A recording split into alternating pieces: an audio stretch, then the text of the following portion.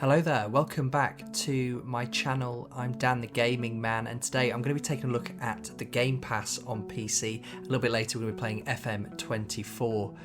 So first of all I want to say thank you to Xbox, who have very kindly given me a free subscription to the Game Pass on PC. And it's really good. There's lots of great games on here. You can see as we scroll through all the games they've got. The Assassin's Creed games, we've got quite a few other things as well. Dead Cells.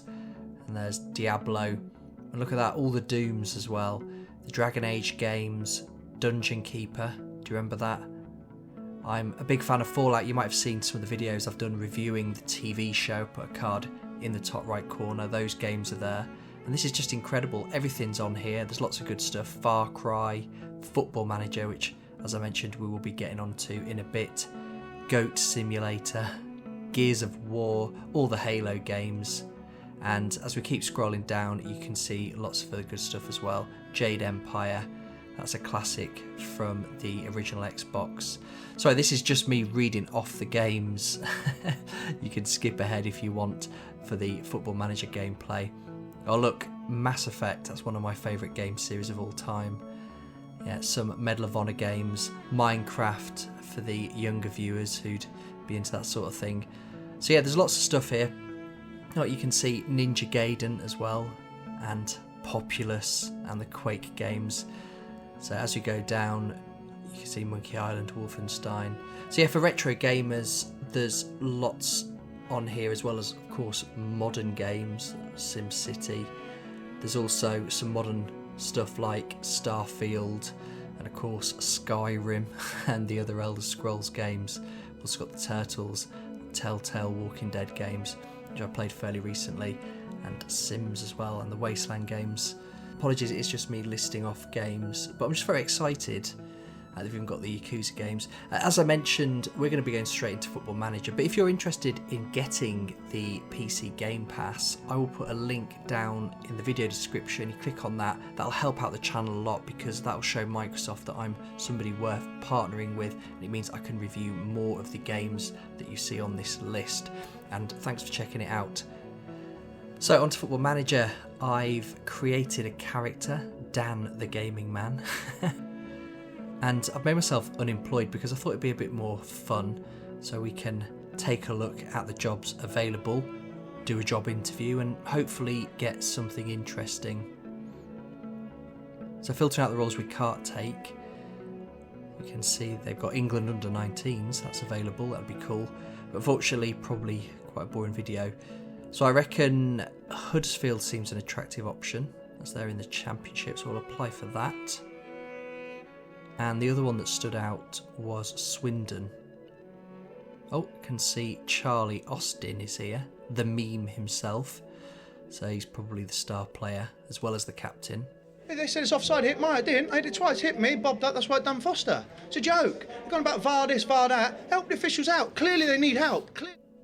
The job advert here says that they want somebody to play possession football, and that's something that we can try to do.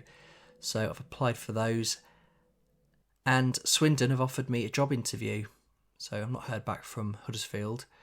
But let's see how we get on in the interview. So obviously I want to get the job, and I'm going to say all the things I think that they want to hear. There's an option to make a promise about committing to a long and successful career with the club. And although I'm only intending to play through one season for this video, I'm going to make promises to stay long term. I'll certainly see out the season if I don't get sacked. Also, they've got a director of football. I'm happy enough to work with him, so that's fine. And they're asking me about budget. I'll accept whatever. I'll even ask for a small budget to make just a few backroom changes so I can get my own coaching staff in. Yeah, the long-term vision all looks fine to me. They want top half finish. But you know what? I'm going to say we're going to go for the playoff places. I think we can push ourselves a little bit. 50k transfer budget, that doesn't seem too much, but I'm not going to argue because I want the job. And I'll work with that wage budget as well. So I haven't got anything to request, and that's the end of the meeting. As you can see, they've offered me the position, and I'm going to negotiate, noticing that they're offering me $1,400 a week. But before we finalise the deal, I'm going to be a bit cheeky and ask for an extra £100 a week. And they're comfortable with that. Good. So let's agree terms with them. 2-year contract. And look at that. Look at that picture of me. Fantastic. Dan the Gaming Man. Welcome to Swindon. Yep, so the first thing to do, I want to introduce myself to the squad. There's a couple of names that I recognise. And I've told the players that we're going to push for the playoffs, and everyone agrees with me except for Brooklyn Genesini. That's how we're pronouncing his name. He isn't very happy. I'm not going to kick the chair, but instead I'll raise my hand and pacify him and tell him that I think we can do it. Although he remains unconvinced. I'll tell the players that have agreed that I'm quite happy with that. He seems insulted by it, which is a bit strange, but there you go. I don't want to make any other promises or discuss any other aims. And the dressing room atmosphere seems to be excellent. Next, I put together my backroom staff. Got Julian Dixon, Jack Sharkey, and John Eberl, who's going to be my assistant manager for the season. And I'll tell the BBC that I feel John Eberl is very good at what he does. So the next thing I wanted to do is sort out training. I have got no interest in doing training. I know a lot of Football Manager players who might be watching this video will be upset at this, but John Eberl, he'll be taking the training for me. And of course, part of the fun of any football management game is trying to find some signings, so I've gone straight into the transfer market to see who's available. And though I don't have much of a budget, I've got about 1,100 a week wages, but I want to sign a big name, and the one that stands out on the free agents list is Solomon Kalou, who used to play for Chelsea. I reckon having an ex-Premier League winner and a Champions League winner as well in the side is going to help us a lot. So I'm offering him 1,500 a week, a little bit over my budget, but I'm sure with a few transfers out we'll be able to balance the books. And I've also signed Ronnie Rosenthal as one of my scouts. Do you remember him?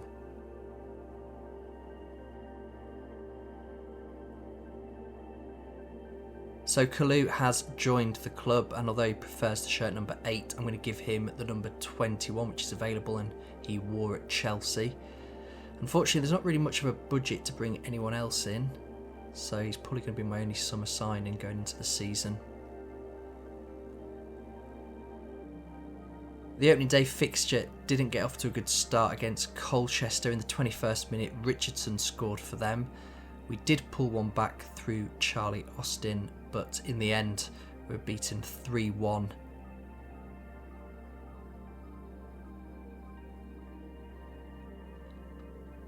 And then we were playing in the Carabao Cup against QPR, and they beat us 2-0.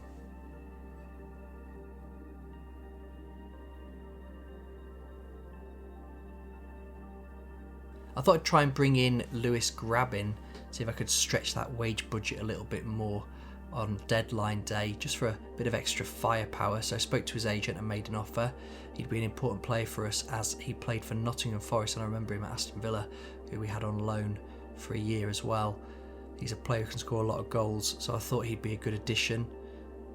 So I made lots of promises, offering him as much money as I could with that small wage of £450, but perhaps the sign-on fee was just too much, as I couldn't get the deal across the line, even though I begged the board to let me have him, insisting how important I felt the deal was.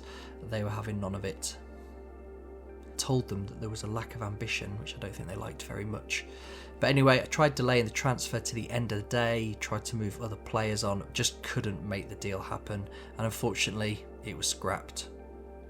So back to on-field matters. After a fairly mixed start to the league, found ourselves in 6th, and an interesting match that popped up quite early in the fixture list would have Kalou playing Chelsea's under-21s, though unfortunately Kalou actually picked up an injury that would keep him out for 3 to 5 months, an Achilles tendon. So the game would be played in the Bristol Street Motors Trophy, and Chelsea actually have 2 or 3 players that I recognise, including Carney Chukwuemeka, who used to play for Aston Villa. We got ourselves off the mark on the 19th minute and we managed to win, but unfortunately we didn't have enough points to qualify for the next round. Our next game of interest has us taking on Wrexham, who of course have a TV show on Disney+, perhaps we'll feature on that, and they are now owned by Hollywood stars. A beautiful goal by O'Connell put us 1-0 down, but we did manage to get an equaliser not long after, a cross from McGurk and a brilliant header from Super Charlie Austin, our star striker. O'Connell then played a lovely ball over the top of our defence, and due to a bit of a mix-up that led to a goal from Mullin, and then Mullin scored a penalty just on the stroke of half-time.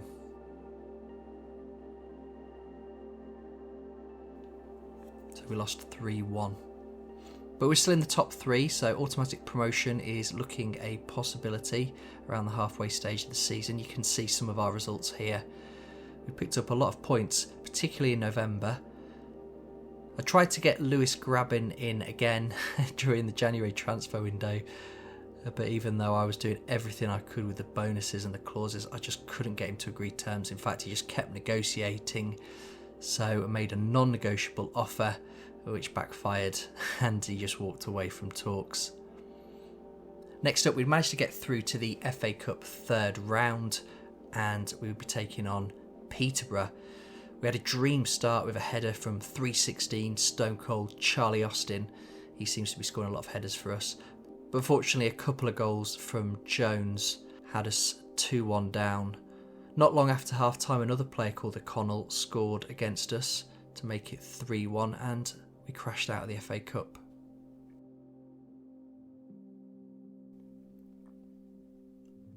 Taking a massive jump forward in time, we're now 5th in the league with just a few games left to play, and we know a win in our next match would guarantee us a playoff place. We're up against Walsall, the team that are fighting relegation, and we know it's going to be a tough match. As I mentioned, 3 points here would guarantee a playoff spot, which is what I was aiming for at the start of the season, and a goal from who else but Charlie Austin with yet another header. His 17th goal of the season, putting us in front before they scored a cracking free kick from the edge of the area to make it 1-1. I told the team to be more attacking and hit the demand more shout button, which always seems to work in this game. And before long, Khan had put us back in front, and we then grabbed one more with a few minutes left to play. So we'd done it. We'd secured a playoff place with 2 or 3 games left to play. And looking forward to next season, we're going to have Jakafan Phongpan from Thailand joining our youth setup, so that'll be exciting. So here's a quick look at our results across the season. You can see that we had a great month in September. We lost form in January, but managed to get enough points in the last couple of months to set up an exciting semi-final match against MK Dons. Notice that AFC Wimbledon are in the other semi-final, so neutrals probably want to see those two sides taking each other on, but of course we want to stop MK Dons from getting there. The playoff semi-finals are famous for usually guaranteeing goals galore, so the fans no doubt in for a treat. This one ended 0-0. Semi-final's second leg got off to a good start for us though, with, you guessed it, a header from Mr. Charlie Austin, his 19th for the season. Goal that is, not header. And then Russian Hepburn Murphy, former Villa player, got himself a goal as well. But MK Dons were putting pressure on us and they managed to pull a goal back through Ellis Harrison. The VAR was checked, but the goal stood. And that meant we had won the match. And we're going to be playing in the final against AFC Wimbledon, who had managed to overcome Grimsby Town. So a very exciting match. The previous fixtures with them had ended in our favour both times. We'd managed to beat them twice during the regular season, 3-1 away and then 3-0 at home. So I'm feeling fairly confident that we can overcome them again.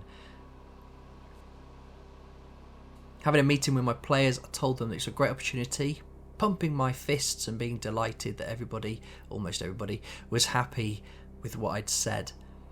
So the final at Wembley, a big match and an opportunity to play in League One for the winners, taking on Wimbledon, who of course would want to be moving up through the divisions.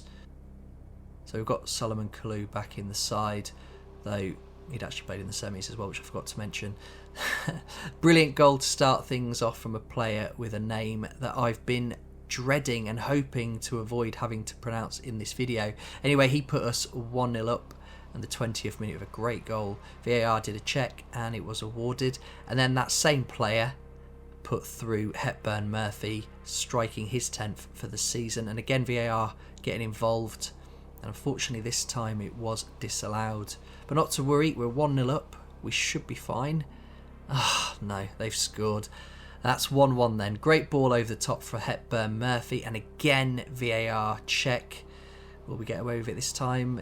It looks onside to me, and fortunately for us, VAR agree. And here's a look at the goal again, because it's just so brilliant. A wonderful ball over the top from McCarthy, headed on, and Hepburn Murphy just guiding it into the goal. But of course, in true Football Manager fashion, Wimbledon did score before the end of the game to take it to extra time. I felt we'd been the better team, so I told that to the players in my little team talk. Hepburn Murphy with a beautiful looping header over to the far top corner to put us back in the lead with only a few minutes to go. A quick bit of tinkering. I'll tell the players to waste time and slow the tempo down so that we can see out the game. Plus we need to be a bit more disciplined. So all we have to do is hold on for 3 minutes. This is it. We're going to get promoted. And Wimbledon on the attack. And again, I have been FM'd. They've managed to score. Harry Pell getting his first goal of the season. Just going to take it to a penalty shootout. So picking the order, I've decided to put Solomon Kalou as the 4th penalty taker, as I reckon he's going to be able to get the glory for us, our big summer signing, of course. I'm going to tell the players that this is their chance to be heroes and that they should have no regrets before the shootout. So Charlie Austin to take our first one, hopefully starting off strong, and he scores. Sent the keeper the wrong way. Curtis scores for them. Hepburn Murphy adding to his brilliant performance. Kelly converts his. Devoy puts his away. Pell, that's the fellow who got the late equaliser. His penalty's saved. Solomon Kalou's the one I wanted to get the glory. Nails it. But then next, Gordon scores. So it falls to this chap with a name that I don't want to attempt to pronounce. And he's converted it, putting us into League One. That's it. Winning the playoffs. That was the aim when we started this video, and we did it. Once again, thank you to Xbox for giving me access to the PC Game Pass. And if you're interested in signing up yourself and seeing the latest offers, then check out the link in the description. And if you want me to continue this FM24 save in the style of Work the Space or Tom FM, then let me know in the comments. In the meantime, watch one of these 2 related videos while I go off to celebrate with Swindon fans. Until next time, stay safe and keep gaming.